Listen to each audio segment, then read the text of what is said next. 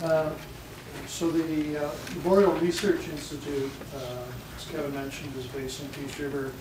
It's an entity of NATE established in '96.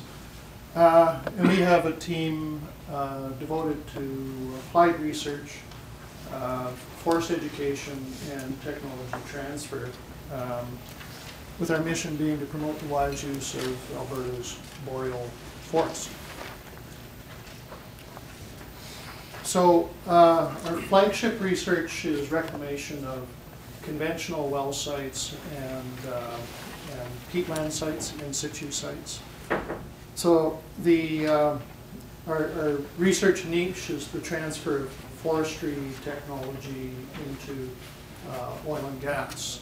As Brent mentioned, the core competency of ONG is extraction, production. Foresters have a lot of knowledge that can be brought over into this sector. So we're on the pull side of potential MNT applications. So Northwest Alberta is our study area, and it comprises 15,000 abandoned oil and gas well sites. So that's a significant number that contributes to the fragmentation of Alberta's crown property, the public forests. And this abandoned well site figure is increasing over time, the backlog. So abandoned is a technical term. It means that it's in the queue for reclamation, but it's also a misnomer because oil and gas companies still have the responsibility to reclaim these sites. And the liability is significant. Say $50,000 per well site, that would be $750 million liability that the oil and gas sector is confronted with. And confounding that is a higher set of reclamation criteria introduced by the provincial government to put these disturbed sites back onto a forest trajectory. So just very briefly, 3 areas that we're involved with: upland well sites.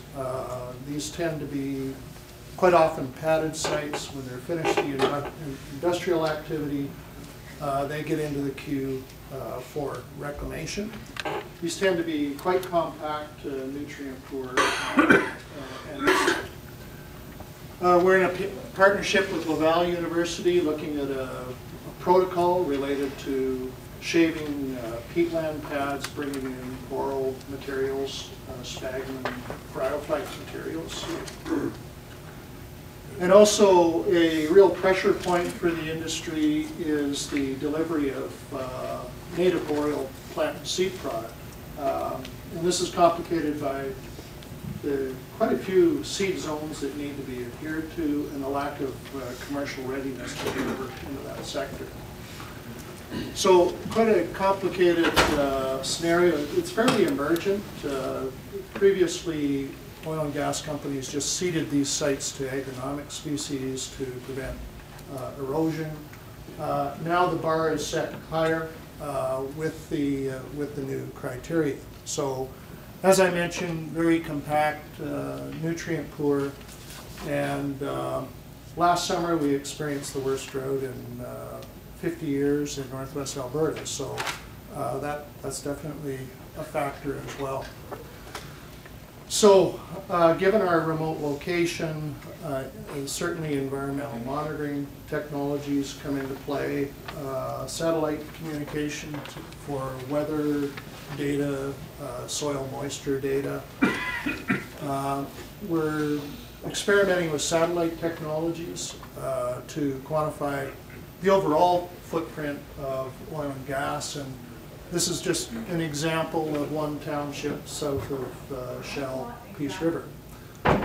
So moving perhaps more closely into the MNT sector, we're partnering with a NATE startup company related to radio frequency identification sensors. On all of our seedlings within our research plots, So that assists us in monitoring. There's also an ergonomic benefit in terms of working with the seedlings. We're becoming increasingly concerned with planting stock and pose the question whether there are MNT solutions in this regard. Membranes, we're looking at a company that produces antioxidants, which is really a drought-resistant product that can assist in our stock preparation. These are photos of some of our recent seedlings, and they're quite root-bound. And again, we just really need to come up with solutions related to drought resistance. So integrated field bio products that are integrated to control moisture, competition from noxious species, moderate soil temperatures. And in this regard, we're experimenting at a fairly crude level. We're using pulp mats from Diashoa Pulp Mill around the seedlings to keep weeds away, keep moisture in. But there again, is there an MNT contribution to a field product like that we could consider? So we have a good base for our research. Alberta Innovates Biosolutions has helped us for 2 years. We have an NSERC award, and Shell is our core company.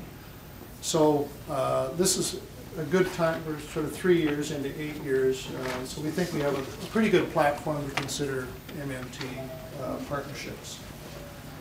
So does Nano have a role at the vast forest landscape level? Is there existing MNT that you're aware of that we could experiment with? Are there new product opportunities? And then who might we partner on in this endeavor? So that's all I wanted to cover.